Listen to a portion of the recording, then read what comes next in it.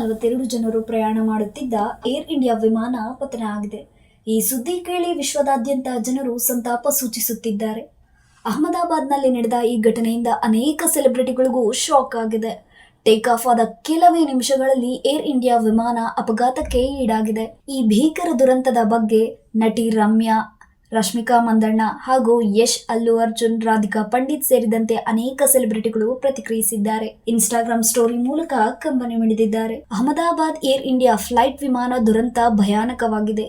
ಪ್ರತಿ ಪ್ರಯಾಣಿಕರು, ಸಿಬ್ಬಂದಿ ಹಾಗೂ ಪ್ರಾಣ ಕಳೆದುಕೊಂಡ ಎಲ್ಲ ಮುಗ್ಧ ಜನರಿಗಾಗಿ ನನ್ನ ಹೃದಯ ಮಿಡಿಯುತ್ತದೆ. ಇದು ದೊಡ್ಡ ದುರಂತ. ನೋವಿನಲ್ಲಿರುವ ಕುಟುಂಬದವರಿಗೆ ಯಾವ ಮಾತುಗಳಿಂದಲೂ ಸಮಾಧಾನ ಮಾಡಲು ಸಾಧ್ಯವಿಲ್ಲ. ನಿಮಗಾಗಿ ಪ್ರಾರ್ಥಿಸುತ್ತೇವೆ ಎಂದು ನಟ ಯಶ್ ಅವರು ಬರೆದುಕೊಂಡಿದ್ದಾರೆ. ಪ್ರತಿ ಪ್ರಯಾಣಿಕರು, ಹಾಸ್ಟೆಲ್ನಲ್ಲಿ ಇದ್ದ ವಿದ್ಯಾರ್ಥಿಗಳಿಗಾಗಿ ಪ್ರಾರ್ಥಿಸುವೆ. ಈ ದುರಂತದಿಂದ ಆಗಿರುವ ನಷ್ಟದ ಪ್ರಮಾಣ ತುಂಬಾ ಭೀಕರವಾಗಿದೆ ಎಂದು ರಾಧಿಕಾ ಪಂಡಿತ್ ಅವರು ಪೋಸ್ಟ್ ಮಾಡಿದ್ದಾರೆ. ಅಹಮದಾಬಾದ್ ವಿಮಾನ ಪತನದ ಸುದ್ದಿ ಕೇಳಿ ಶಾಕ್ ಆಗಿದೆ. ಮೃತರ ಕುಟುಂಬಕ್ಕಾಗಿ ನನ್ನ ಪ್ರಾರ್ಥನೆಗಳು ಎಂದು ನಟಿ ರಮ್ಯಾ, ದಿವ್ಯಾ ಸ್ಪಂದನ ಅವರು ಪೋಸ್ಟ್ ಮಾಡಿದ್ದಾರೆ. ಈ ಘಟನೆ ನನ್ನನ್ನು ತೀವ್ರವಾಗಿ ಆಘಾತಗೊಳಿಸಿದೆ. ಪ್ರತಿದಿನ ವಿಮಾನದಲ್ಲಿ ಪ್ರಯಾಣಿಸುತ್ತೇನೆ. ಇಷ್ಟು ಹತ್ತಿರದಲ್ಲಿ ಇಂತಹ ಘಟನೆ ನಡೆದಿದೆ. ಇದು ತುಂಬಾ ಭಯಾನಕವಾಗಿದೆ. ಎಲ್ಲ ಪ್ರಯಾಣಿಕರು ಮತ್ತು ಅವರ ಕುಟುಂಬದವರಿಗಾಗಿ ನನ್ನ ಮನ ಮಿಡಿಯುತ್ತಿದೆ ಎಂದು ನಟಿ ರಶ್ಮಿಕಾ ಮಂದಣ್ಣ ಅವರು ಬರೆದುಕೊಂಡಿದ್ದಾರೆ. ರಿಷಬ್ ಶೆಟ್ಟಿ ನಟಿಸಿ ನಿರ್ದೇಶನ ಮಾಡಿರುವ Kantara cinema super duper hit ಆಯಿತು. ಬರೀ ಕರ್ನಾಟಕದಲ್ಲಿ ಮಾತ್ರವಲ್ಲ, ಇಡೀ ದೇಶದಾದ್ಯಂತ ಕಾಂತಾರ ಚಿತ್ರದ ಬಗ್ಗೆ ಮೆಚ್ಚುಗೆಯ ಮಾತುಗಳು ಕೇಳಿಬಂತು. ಕಾಂತಾರ ಚಿತ್ರದ ಮುಖಾಂತರವೇ ರಿಷಬ್ ಶೆಟ್ಟಿ ಡಿವೈನ್ ಸ್ಟಾರ್ ಎಂಬ ಬಿರುದು ಪಡೆದುಕೊಂಡ್ರು. ಇದೆಲ್ಲದರಿಂದ ಪ್ರೇರಿತರಾದ ರಿಷಬ್ ಶೆಟ್ಟಿ ಕಾಂತಾರ ಪ್ರಿಕ್ವೆಲ್ಗೆ ಚಾಲನೆ ನೀಡಿದ್ರು. ಕಾಂತಾರ ಚಾಪ್ಟರ್ 1 ಆರಂಭವಾಗಿಯೇ ಬಿಟ್ಟಿತು. ಆದರೆ ರಿಷಬ್ ಶೆಟ್ಟಿ ಅಂದುಕೊಂಡಷ್ಟು ಸಲೀಸಾಗಿ ಕಾಂತಾರ ಚಾಪ್ಟರ್ 1 ಚಿತ್ರೀಕರಣ ಸಾಗುತ್ತಿಲ್ಲ. ಆರಂಭದಿಂದಲೂ ಒಂದಲ್ಲ ಒಂದು ಆಘಾತ, ಅಡ್ಡಿ, ಆತಂಕ ಎದುರಾಗುತ್ತಲೇ ಇದೆ.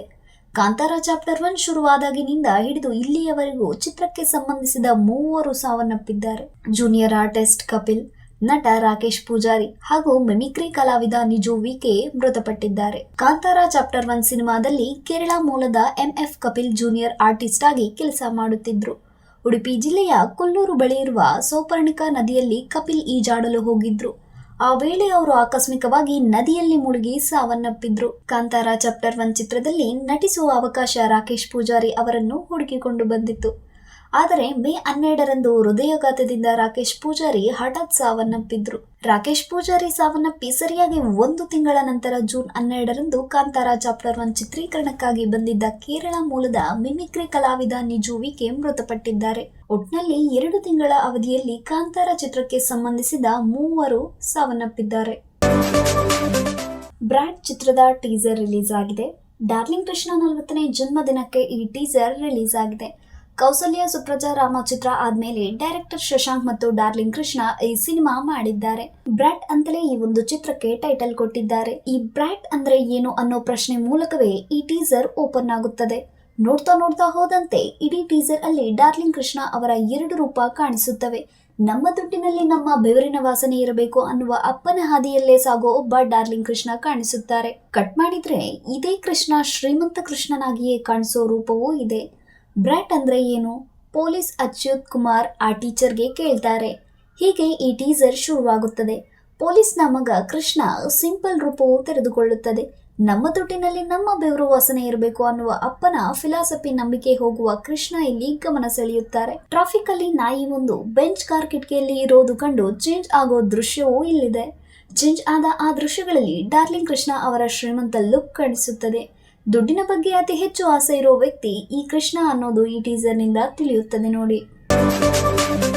ವಿವೇಕ್ ಅಗ್ನಿಹೋತ್ರಿ ನಿರ್ದೇಶನ ಮಾಡುತ್ತಿರುವ ದಿ ಬೆಂಗಾಲ್ ಫೈಲ್ಸ್ ಸಿನಿಮಾ ಮೇಲೆ ತುಂಬಾ ನಿರೀಕ್ಷೆ ಇದೆ. ಯಾಕಂದ್ರೆ ಈ ಸಿನಿಮಾ ಕೂಡ ದಿ ಕಾಶ್ಮೀರ್ ಫೈಲ್ಸ್ ರೀತಿ ಸತ್ಯ ಘಟನೆ ಆಧರಿಸಿ ತಯಾರಾಗುತ್ತದೆ. ಕೋಮು ಸಂಘರ್ಷದ ಕಥೆಯನ್ನು ಇಟ್ಟುಕೊಂಡು ವಿವೇಕ್ ಅಗ್ನಿಹೋತ್ರಿ ಅವರು ಈ ಚಿತ್ರವನ್ನು ನಿರ್ದೇಶಿಸುತ್ತಿದ್ದಾರೆ. ನಿನ್ನೆ ದಿ ಬೆಂಗಾಲ್ ಫೈಲ್ಸ್ ಚಿತ್ರದ ಟೀಸರ್ ಬಿಡುಗಡೆ ಆಗಿದೆ. ಆ ಮೂಲಕ ಪ್ರೇಕ್ಷಕರಲ್ಲಿ ಕುತೂಹಲವನ್ನು ಹೆಚ್ಚಿಸಲಾಗಿದೆ. ಸಿನಿಮಾದ ಥೀಮ್ ಏನು ಎಂಬುದು ಈ ಟೀಸರ್ ಮೂಲಕ ಗೊತ್ತಾಗಿದೆ. ಸೆಪ್ಟೆಂಬರ್ 5ರಂದು ದಿ ಬೆಂಗಾಲ್ ಫೈಲ್ಸ್ ಸಿನಿಮಾ ಬಿಡುಗಡೆ ಆಗಲಿದೆ.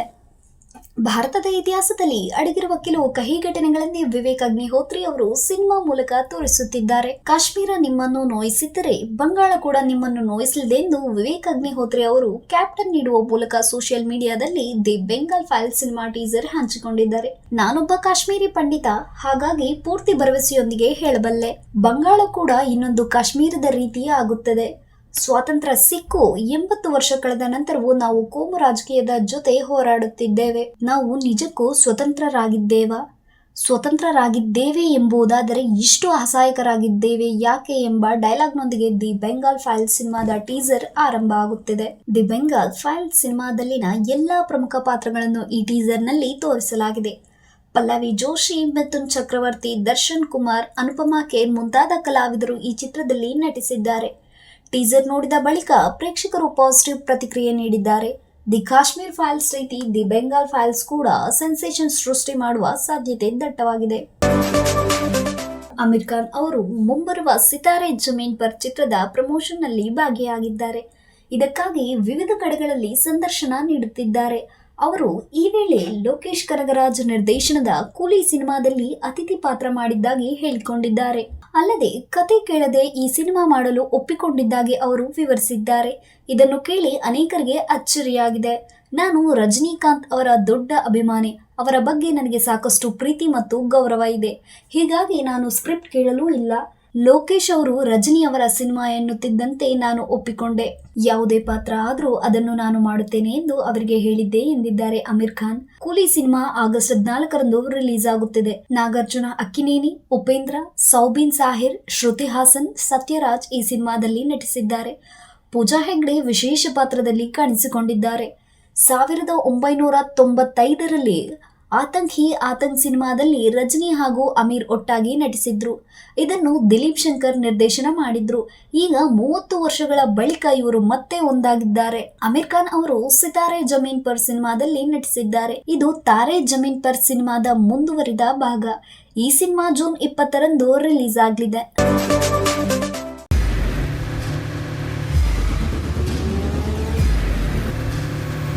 ಪ್ರಜಾಮಾರ್ಗ ನ್ಯೂಸ್, ಇದು ಜನಸಾಮಾನ್ಯರ ಧ್ವನಿ. ನಮಸ್ಕಾರ. ನೀವು ನೋಡ್ತಾ ಇದ್ದೀರಾ ಪ್ರಜಾಮಾರ್ಗ ನ್ಯೂಸ್. ರಾಷ್ಟ್ರದ ರಾಜ್ಯದ ರಾಜಕೀಯದ ಬಗ್ಗೆ ಹೆಚ್ಚಿನ ಸಿನಿಮಾ ಅಪ್ಡೇಟ್ಗಳಿಗಾಗಿ ಫಸ್ಟ್ ಲೈಕ್ ಮಾಡಿ, ಸಬ್ಸ್ಕ್ರೈಬ್ ಆಗಿ, ಹಾಗೆ ಫಾಲೋ ಕೂಡ ಮಾಡಬೇಕು.